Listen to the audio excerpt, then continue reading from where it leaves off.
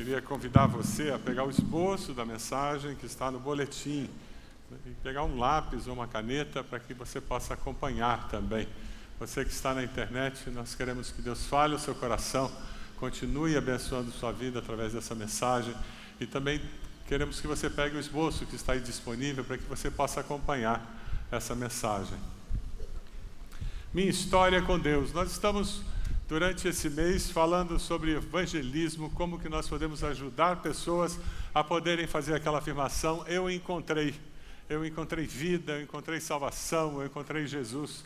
E nós vamos, durante esse mês, estar conversando sobre essa temática, como que nós podemos experimentar essa realidade em nossas vidas. Eu cheguei no Rio de Janeiro para pregar em uma igreja, e uma pessoa que estava me levando, ele me levou até o hotel.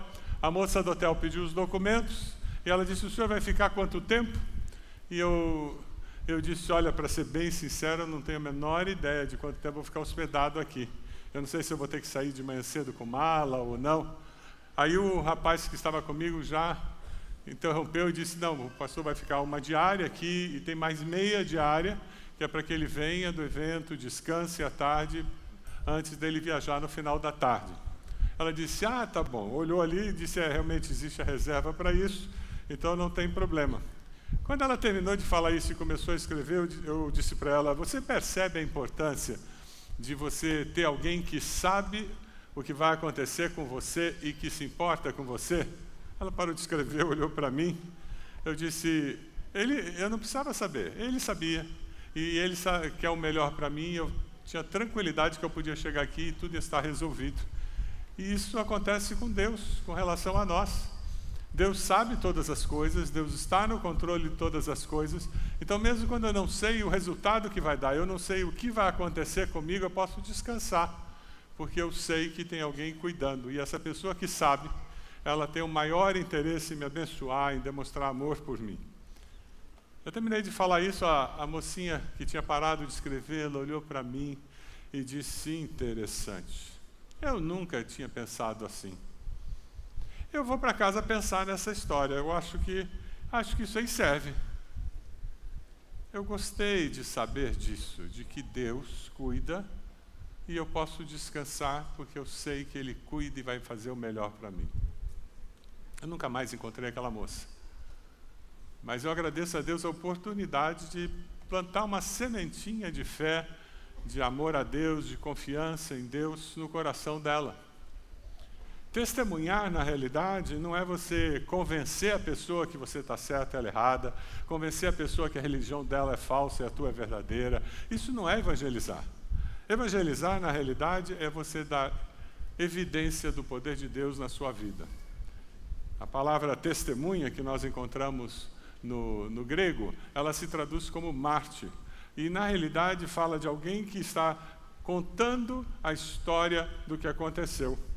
Testemunha pode ser, o testemunho básico ser entendido como alguém que dá evidência, alguém que fornece evidência.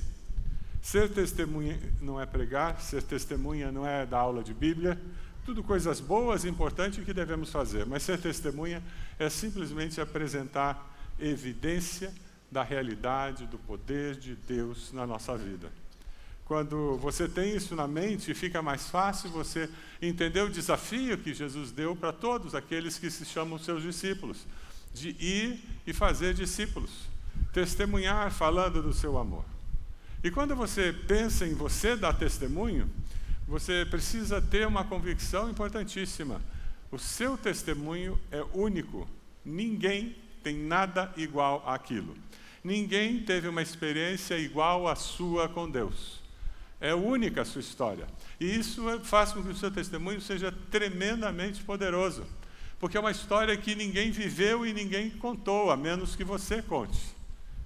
Quando George Miller queria falar sobre testemunhar, ele fez a afirmação dizendo: você nunca será um cristão de verdade, um cristão feliz, sem essa confissão, sem confessar o que Jesus fez na sua vida. No livro de Atos, o apóstolo Paulo, em duas circunstâncias, ele dá o testemunho pessoal dele, ele conta a história dele com Deus. E nós vamos hoje trabalhar em uma dessas histórias, para entender como que, à luz da maneira como Paulo apresentou seu testemunho, como que nós podemos escrever o nosso testemunho. Lá em Atos 26, 9 e 20, nós vamos encontrar esse testemunho de Paulo, e eu queria que a gente fosse aos pouquinhos conhecendo. A primeira parte do testemunho fala sobre minha vida e minhas atitudes antes de seguir a Cristo. Você consegue lembrar como você era antes de conhecer Jesus? Como era a sua vida, como eram suas atitudes antes de conhecer Jesus? É o que Paulo fala aqui. Para você conseguir escrever essa história e ter essa história na mente, você precisa responder perguntas como: ao redor do que a minha vida girava antes de Jesus? Quais eram os problemas, as necessidades que eu tinha na minha vida antes de conhecer Jesus? Como alguém caracterizaria a minha vida antes de Jesus? Pessoas que me conheciam, o que eles diriam? Como era a minha vida? Se você ler comigo ali o versículo 9, ali de Atos, vai ser projetado na tela, a gente vai começar a caminhar lendo o testemunho de Paulo. Vamos lá? Eu também estava convencido de que poderia fazer todo o possível para me opor ao nome de Jesus, o Nazareno. E foi exatamente isso que fiz em Jerusalém. Com autorização dos chefes dos sacerdotes, lancei muitos santos na prisão.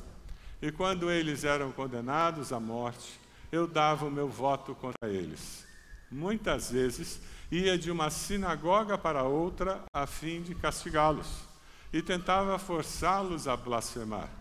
Em minha fúria contra eles, cheguei a ir às cidades estrangeiras para persegui-los. Olha só Paulo contando como ele era antes de conhecer a Cristo, o que ele fazia, o que consumia o seu coração, o que era prioridade no coração dele. Quando você pensa no seu testemunho pessoal, o que você fazia? O que era prioridade na sua vida antes de conhecer Jesus?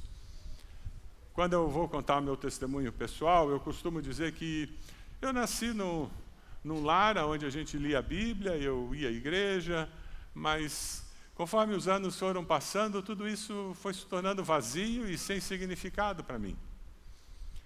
E eu conto que, enquanto eu estava nessa dúvida, cheia de dificuldades, eu não buscava a Deus, não queria saber dele. Eu tinha planos para a minha vida, eu tinha vários alvos para a minha vida, e era atrás disso que eu corria. Deus simplesmente ficava lá atrás, porque eu não priorizava o que interessasse a Deus. Para mim, não importava o que Deus pensava. Era assim a minha vida antes de me encontrar a Cristo. Mesmo tendo sido criado numa igreja, eu vivia essa realidade. Então, até quem foi criado à igreja desde o berçário tem uma história para contar, e uma história do mover de Deus na sua vida. É interessante porque o apóstolo Paulo continua, aí ele começa a falar como Deus falou com ele. Lá dos versículos 12 a 14, ele vai estar mostrando como Deus falou com ele. Como é que Deus falou com você? Aconteceu alguma coisa que fez você pensar em Deus? Há algum momento em que você disse: puxa, se Deus não ajudar, eu não tenho saída? Alguém falou de Deus para você? Quando você escreve essas linhas aí no esboço e põe como eu era antes de conhecer a Cristo, você começa a pensar como que alguém me tirou dessa situação. Eu vou dar tempo agora para que vocês preencham aquele primeiro espaço lá da primeira parte, minha vida, minhas atitudes, antes de seguir a Cristo. Tem um espaço aí no esboço? Escreva 2, 3 frases, faça itens. Como era a sua vida antes de conhecer a Cristo?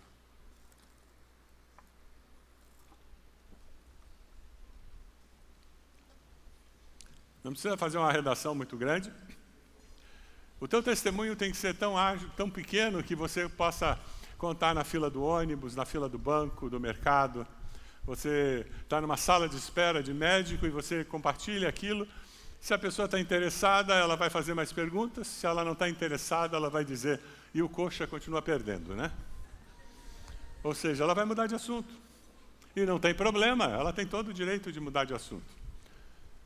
Já escreveu aí as três frases que contam como era a sua vida antes de Jesus? Vamos ler ali os versículos 12 a 14. Como eu compreendi que Deus falava comigo? Olha o que Paulo diz. Vamos lá juntos? Numa dessas viagens, eu estava indo para Damasco com autorização e permissão dos chefes dos sacerdotes. Por volta do meio-dia, ó rei, estando eu a caminho, vi uma luz do céu, mais resplandecente que o sol, brilhando ao meu redor e ao redor dos que iam comigo. Todos caímos por terra. Então ouvi uma voz que me dizia em aramaico: Saulo, Saulo, por que você está me perseguindo? Resistir ao aguilhão só lhe trará dor. Como Deus começou a falar com ele? Na história da minha vida, eu tinha aqueles alvos, aqueles sonhos que eu carregava comigo, e no período de 1 ano, Deus concedeu que eu atingisse os 3 sonhos principais que eu tinha. Eu consegui um emprego onde eu era muito remunerado, muito bem remunerado. Isso permitiu que eu tivesse independência financeira dos meus pais, permitiu que eu comprasse um carro, aquela ideia do jovem que queria ter um carro. E eu consegui viajar para os Estados Unidos para visitar um amigo que tinha mudado para fazer faculdade lá. No período de 1 ano, os 3 grandes sonhos realizados. Voltei para casa muito feliz. Puxa vida, que coisa maravilhosa. Mas 2 meses, 3 meses depois, eu estava me perguntando, será que todos os outros sonhos que eu alcançava vai acontecer o que aconteceu com esses? Porque sonho realizado depois de 1 mês, 2 meses, 3 meses, perde todo o glamour. E você já começa a pensar em outras coisas que você gostaria de realizar, de alcançar, outras viagens a fazer. E eu disse, eu vou passar o resto da vida correndo atrás de vento? E enquanto eu fazia essas perguntas e tinha essa sensação de vazio, eu dizia, qual é o caminho, qual é a solução para isso? Mesmo tendo sido criado em igreja, eu não olhava a fé em Cristo como a solução para esse meu vazio. E aí vem a terceira parte do testemunho de Paulo, em que ele conta como ele se tornou um cristão. Lá no versículo 15. Então perguntei, quem és tu, Senhor? Respondeu o Senhor, sou Jesus, a quem você está perseguindo. Por volta do meio-dia, me aproximava de Damasco, quando de repente uma forte luz vinda do céu brilhou ao meu redor. Caí por terra e ouvi uma voz que me dizia, Saulo, Saulo, por que você está me perseguindo?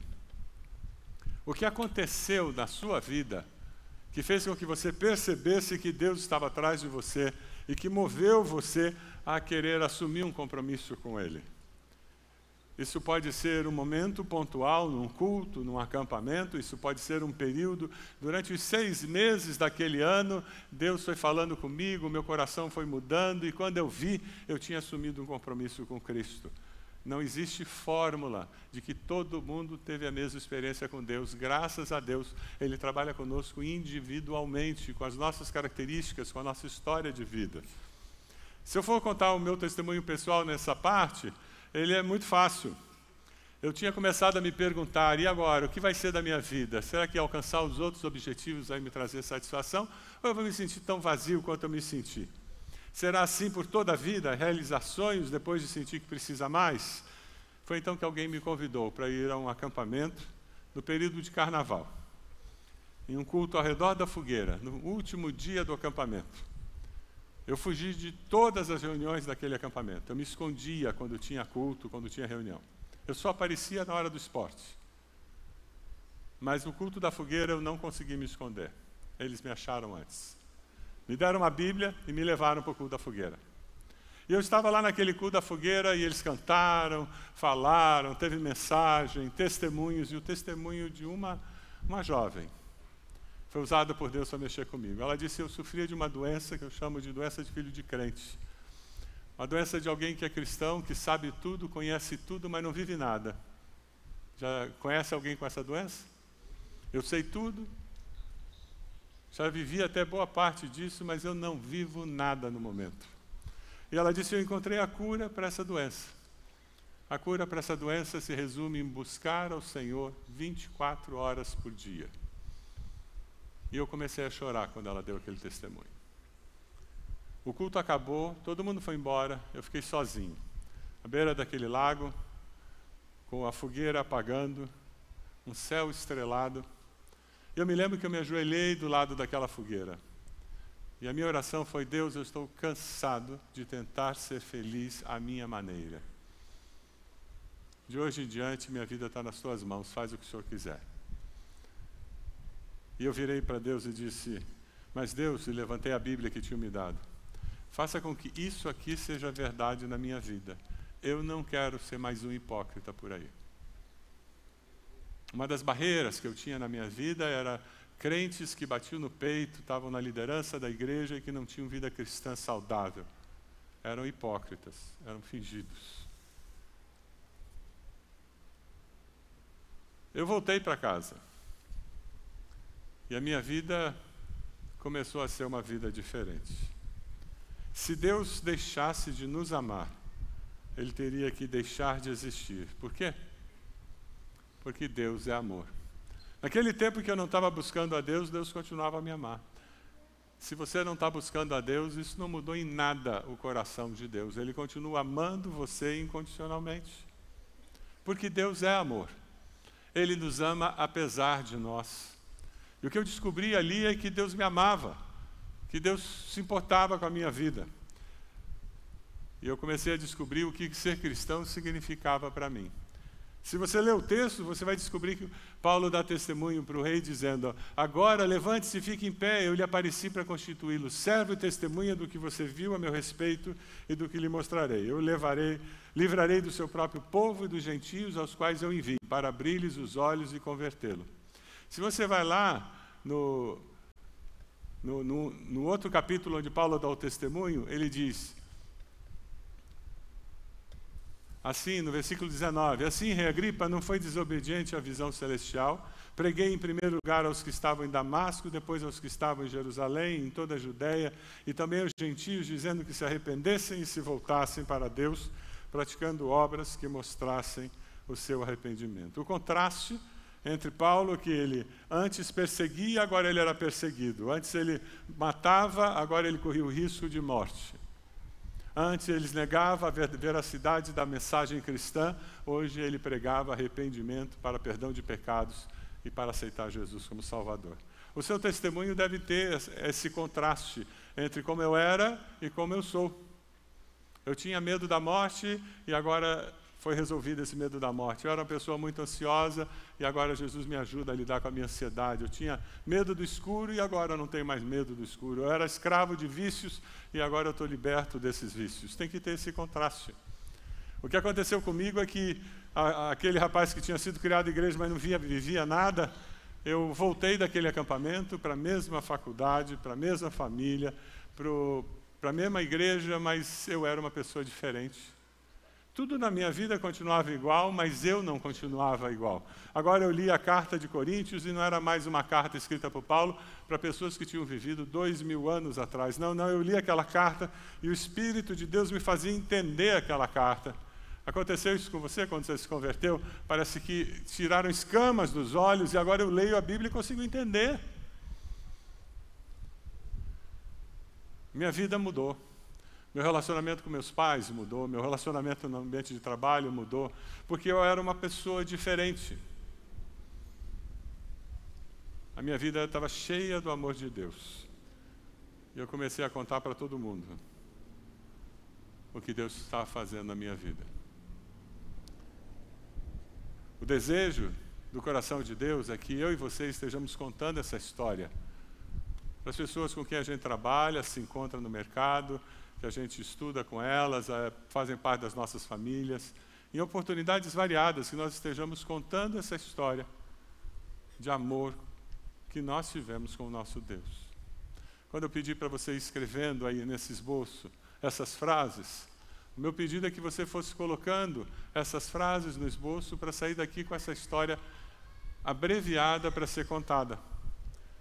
Num ambiente de consultório, você não vai ter 2 horas para conversar com a pessoa, mas 3 minutos dá. Numa fila de banco, uma história de 3 minutos pode ser contada. Essa que é a ideia. É você pegar essas frases que você colocou e você ensaiar. Quando eu dou aula na faculdade teológica, eles têm uma tarefa. Quando eles preparam esse testemunho pessoal, eles têm que ler esse testemunho pessoal para 5 pessoas. E essas pessoas têm que assinar com as observações que elas fizeram naquele testemunho pessoal. Para muitos deles é talvez a primeira vez que ele conta a maneira como Deus agiu e transformou a vida dele pela primeira vez. Eu queria que você saísse daqui hoje desafiado a contar para as pessoas o que Deus fez contigo. Sabe, quando você começa a enxergar isso, que as oportunidades que eu tenho no trabalho, condomínio, em casa, com a família, para falar desse amor de Deus que mudou minha vida, crendo que o Espírito Santo vai usar isso para a conversão da pessoa, você vai começar a ver frutos. Você vai começar a ver frutos. Eu queria mostrar o vídeo de um irmão querido nosso. Ele gravou como foi a história da conversão dele. Olha que interessante a maneira como ele conta essa história. Olá, meu nome é Kleber Lecheta, eu tenho 35 anos. Há 2 anos atrás, o Gabriel Calil, membro dessa igreja, me apresentou o Evangelho, me apresentou o plano de salvação. Motivado por ele, eu comprei uma Bíblia e comecei a estudá-la. Lendo o Evangelho, eu tive um encontro com Jesus.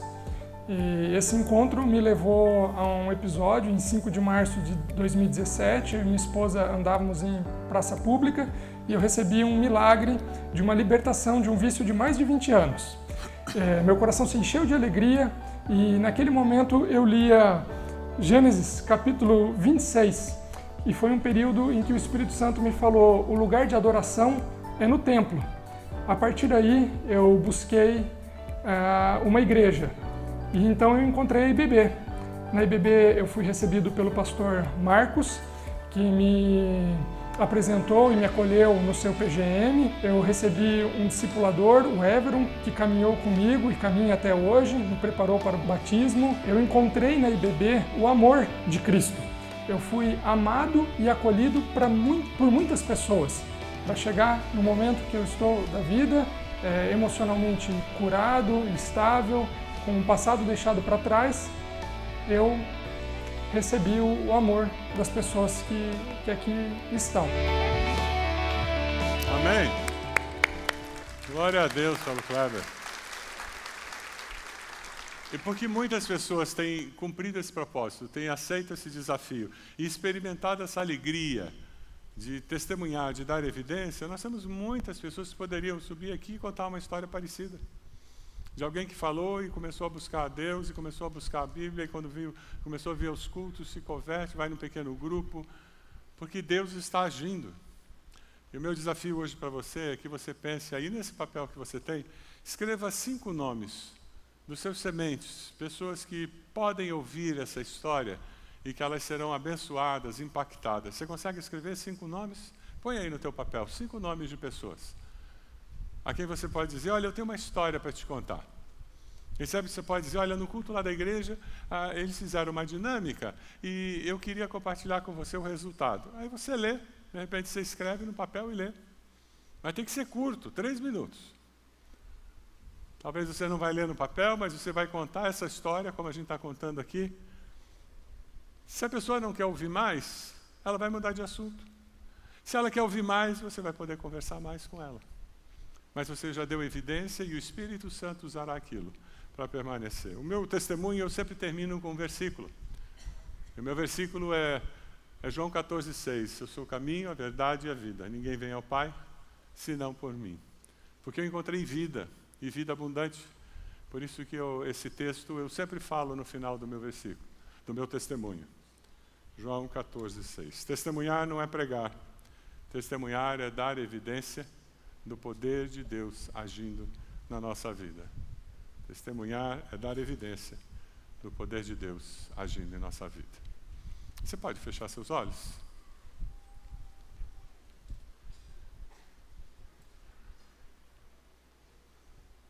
Eu queria que você orasse por essas 5 pessoas que você colocou aí no seu esboço.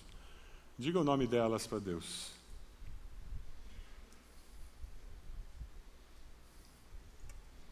Quem sabe você está aqui hoje e você não tem uma história para contar, porque você não nasceu de novo.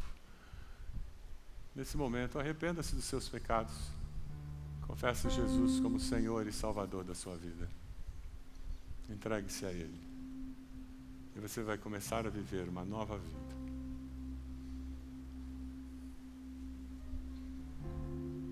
O primeiro desafio é: eu contarei a minha história com Deus para os meus sementes. Você assume esse compromisso de pedir a Deus oportunidades, de estar atento lá na faculdade, lá na escola, estar atento no trabalho, na vizinhança, na reunião da família, para contar história da sua vida com Deus. A segunda é uma oração. Eu peço a Deus que Ele crie oportunidades para que eu possa contar a minha história. Você gostaria de pedir a Deus que Ele te ajudasse? Criando oportunidades para que você pudesse contar a sua história. E você vai estar atento, disposto a ser usado por Deus. Se você está assumindo esse compromisso com Deus, eu quero convidar você a colocar-se de joelhos onde você está. Com esse gesto você está dizendo, eu quero contar a minha história para pessoas que não conhecem. Eu quero que Deus me dê oportunidades para fazer isso. Eu me disponho diante de Deus a ser instrumento de Deus para a salvação de muitos. Coloque-se de joelhos onde você está. Se você está aceitando Jesus nessa manhã, coloque-se de joelhos onde você está também. Momento especial, seu com Deus. Diga o nome das pessoas para o Senhor. Diga o nome delas para o Senhor. Deus as conhece e deseja que o seu testemunho abençoe o coração delas. Deus, o Senhor está vendo cada irmão e irmã de joelhos, assumindo esse compromisso de levar o seu testemunho, a história da sua vida com o Senhor, para compartilhar com aqueles que não te conhecem. Ó Deus bendito, nós te pedimos que o Senhor esteja intervindo na história dessas pessoas, criando oportunidades e colocando as palavras que vêm do céu, para que esse testemunho possa ecoar dentro daqueles corações, trazendo vida, Deus. Ó Deus, abençoa cada um dos nossos sementes, que a gente tenha a alegria de vê-los confessando Jesus como Senhor e Salvador, a alegria de vê-los integrados na célula, aqui, Senhor, nos cultos, nos ministérios da nossa igreja, servindo ao Senhor com o coração inteiro. Ó Deus bendito, toma-os em tuas mãos, nós te pedimos. É a nossa oração, em nome de Jesus. Amém.